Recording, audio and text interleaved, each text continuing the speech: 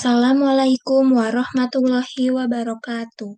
Perkenalkan, nama saya Diah Ayu Apriliani dari Fakultas Ilmu Kesehatan, Program Studi Kesehatan Masyarakat Universitas Ibnu Khaldun.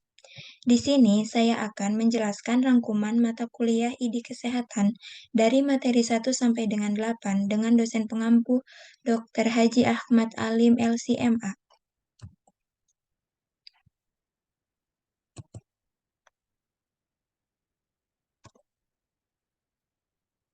Berikut materi yang akan saya sampaikan. Materi pertama yaitu pengantar ID Kesehatan. Materi kedua model Islamisasi ilmu kesehatan. Materi tiga manusia sehat perspektif Islam. Materi empat konsep manusia sehat holistik perspektif Islam. Materi lima K3 perspektif Islam. Materi enam promotif, preventif, kuratif, dan rehabilitasi perspektif Islam. Materi 7, kesehatan nutrisi dalam Islam. Dan materi ke-8, kesehatan individu. Pengantar ID kesehatan. Prinsip ilmu. Ilmu itu al-bahsu, al-muhaqqoh disebut ilmu berdasarkan penelitian yang akurat atau empiris.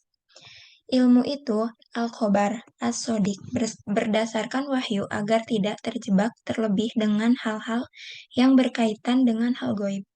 Kita butuh informasi dari wahyu, yaitu Al-Quran dan hadis.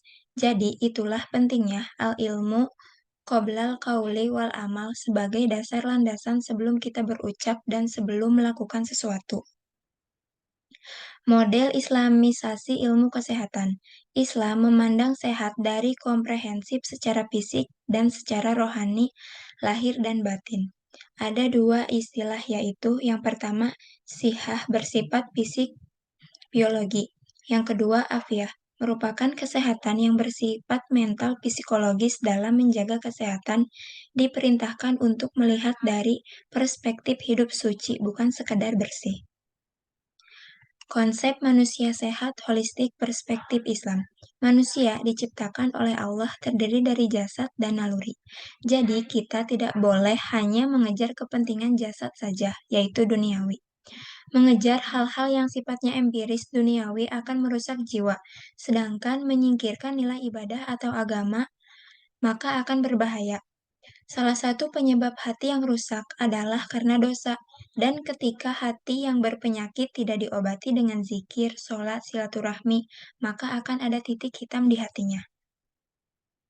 Manusia sehat perspektif Islam. Manusia terdiri dari jasad dan ruh, jasmani dan rohani dalam perspektif Islam. Orang disebut sehat dan rohaninya adalah manusia yang sehat disebut oleh Rasulullah SAW sebagai manusia yang kuat adalah manusia yang dicintai oleh Allah Subhanahu wa Ta'ala. Manusia sehat menurut Islam, yaitu sehat secara fisik dan sehat secara ruh. Gangguan kesehatan menurut Islam, yaitu penyakit badan dan penyakit hati. Ketiga perspektif Islam. Ketiga dalam perspektif Islam adalah sebagai upaya pencegahan agar tidak mengalami kerugian atau kecelakaan pekerjaan baik secara fisik ataupun mental. Konsep tujuan syariah tidak hanya melindungi kesehatan kerja, tetapi dalam perspektif syariah Islam, bahkan mencakup 5 esensi yang menjadi kepentingan utama bagi ketiga manusia yaitu yang pertama, menjaga agama. Yang kedua, menjaga kesehatan fisik dan mental. Yang ketiga, menjaga lingkungan. Yang keempat, menjaga keturunan. Yang kelima, menjaga harta. Kesehatan nutrisi dalam Islam. Perspektif Islam dalam kesehatan nutrisi. Yang pertama, makan dan minum tidak berlebihan.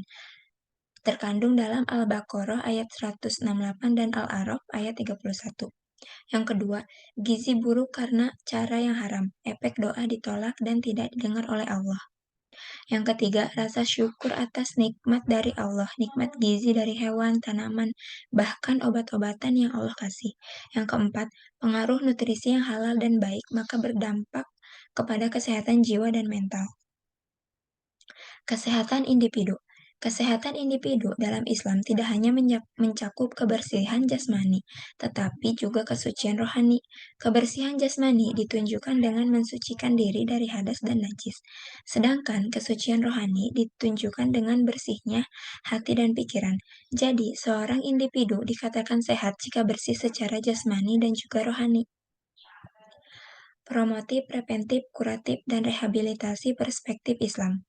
Kaidah-kaidah konsep preventif dalam Islam mencegah segala hal yang mendatangkan bahaya, kerusakan, dan penyakit. Upaya pencegahan didahulukan daripada upaya untuk mendatangkan manfaat, karena pencegahan lebih efektif daripada pengobatan.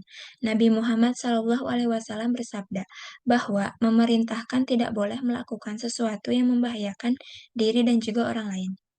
Yang pertama, upaya Islam promotif kesehatan, yaitu program pendidikan dan perlu hidup bersih dan sehat. Yang kedua, upaya Islam kuratif kesehatan, yaitu terapi.